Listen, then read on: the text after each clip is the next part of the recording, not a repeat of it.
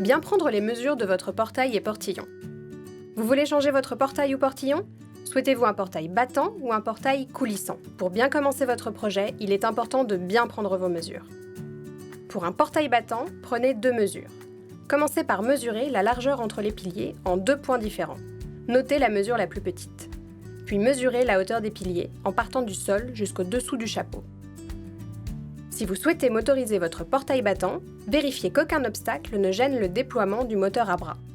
Mesurez la largeur des piliers. Prenez les mesures des écoinçons qui correspondent à la largeur entre le pilier et le retour du mur ou l'obstacle le plus proche, à gauche et à droite. Pour un portillon, les mesures à prendre sont les mêmes que pour un portail battant. Mesurez la largeur entre les piliers, puis leur hauteur. Pour un portail coulissant, 4 mesures sont à noter. Mesurez d'abord la largeur entre les piliers, en 2 endroits différents, et notez la plus petite. Prenez ensuite la hauteur des piliers, du sol jusqu'au dessous du chapeau, puis leur largeur.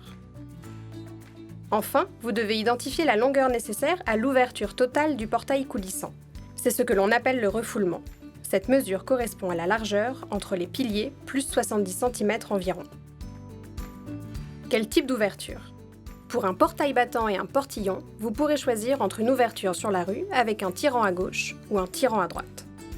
Ou bien une ouverture vers l'intérieur de la maison avec un poussant à gauche ou un poussant à droite. Pour un portail coulissant, le choix doit se faire entre un refoulement à gauche et un refoulement à droite. Rendez-vous en magasin Lapeyre et sur lapeyre.fr.